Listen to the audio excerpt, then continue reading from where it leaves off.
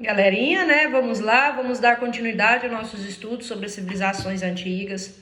Nós já falamos sobre Mesopotâmia, os povos da Mesopotâmia, né? Falamos também sobre os povos pré-colombianos, que recebem esse nome por quê? Porque são civilizações que viviam aqui na América antes da chegada do europeu, antes da chegada aqui de Cristóvão Colombo, por isso essa nomenclatura. Nós falamos ontem sobre os hebreus, né? Sobre os fenícios, também vocês já assistiram, e hoje nós vamos falar sobre o Império Persa, sobre a civilização persa.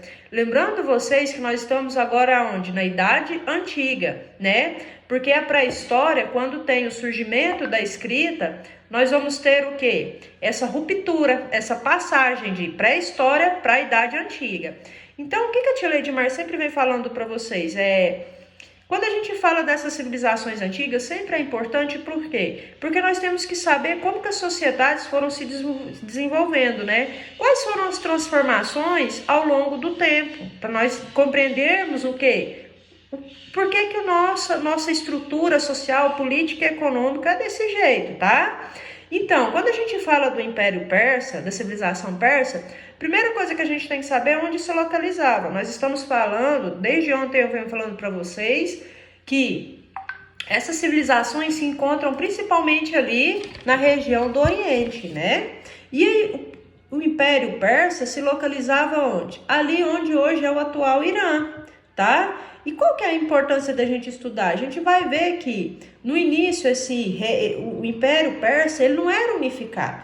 Ele era dividido em dois reinos. Nós tínhamos ao norte o reino dos Medos, né? Que era uma sociedade que já tinha um exército organizado, tá bom? Que já tinha ali, já tinha sua organização. E nós tínhamos o reino dos persas.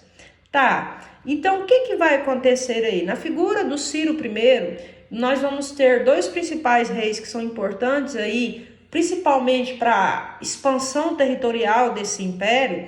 Nós vamos ter o Ciro I, né? Por quê? Porque é ele que vai conquistar o reino dos Medos, né? Unificando ali o reino da Pérsia, tá? E ele vai fazer o quê? Aquela expansão territorial, ou seja, ele vai conquistar mais territórios. Aí eles conquistam a Mesopotâmia, para vocês terem base. Eles chegam a conquistar o Egito Antigo também, tá? E aí, na sucessão desses reinos, né? O que é importante vocês entenderem? Que na sucessão desses reinos, entre o Ciro I até a figura do Dário I, que vai surgir depois, cada vez mais o Império Persa vai crescendo, né? E qual que vai ser a importância depois, quando o Ciro chega, morre, né? E mais na frente o Dário I ele assume. O Dário I ele tem uma figura muito importante também, porque à medida que esse império vai crescendo, vai ficando cada vez mais difícil controlar essas regiões. O que o Dário I vai fazer? Ele vai dividir o Império Persa em 20 satrápias. O que são essas satrápias? São províncias e vão ser governadas por quem? Por sátrapas, né? E isso daí fica mais fácil o quê? Para fiscalização e para organização política. E ele também vai ser na figura do Dário I que vai se criar o quê? Um eficiente sistema de estradas que vai funcionar como um correio nessas redes de estrada. Porque ali vai ter os portos que vai fazer com que tenha comunicação com essas satrápias, tá?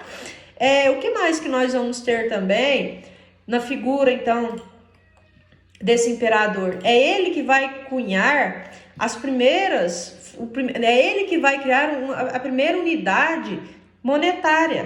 O que é esse sistema de unidade monetária?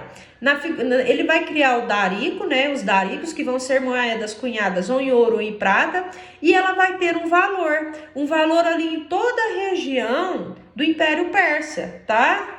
Então, ela é o quê? Ele é um dinheiro, assim como nós temos, por exemplo, o real. O real, ele não vale em todo o território brasileiro, ele não tem um poder aquisitivo de compra, não é isso? Então, assim é esse sistema monetário, tá? Que vai ser criado na figura do Dário I. Quando nós falamos isso também, a gente tem os aspectos culturais, socioculturais dessa daí, né? Nós vamos ver que eles também desenvolveram escultura, né? Arquitetura, jardins, adotaram a escrita cuneiforme ali da Mesopotâmia como a oficial do império. Os tapetes persas também são muito famosos também, porque aquela produção ali. Nós vamos ter no campo religioso, vocês viram, por exemplo, na Mesopotâmia nós tínhamos o quê? Uma religião politeísta, né? Politeísta que tem vários deuses. Depois vocês estudaram nos Hebreus, na figura, por exemplo, quando tem lá, quando Abraão vai para a terra santa de Canaã, ele tem prometido a ele que em troca dessa terra eles teriam que se tornar o quê? Monoteístas, ou seja, acreditar em um único Deus. E aqui nós vamos ter no Império Persa uma religião dualista.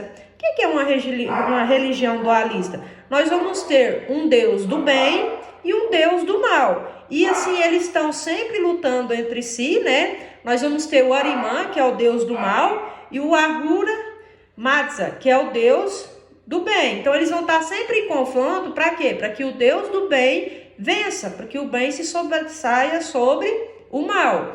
E essa religião ela é chamada de Mazdeísmo ou Zoroatrismo, tá? Ela como eu falei para vocês, uma religião dualista. Eles acreditavam no juízo final, na vida após a morte, no paraíso, né, para os justos e o inferno para os injustos. O livro sagrado deles é a Avesta, né, escrita pelo profeta Zaratustra, tá? Então nós temos tudo isso daí, tá bom, pessoal? Tá?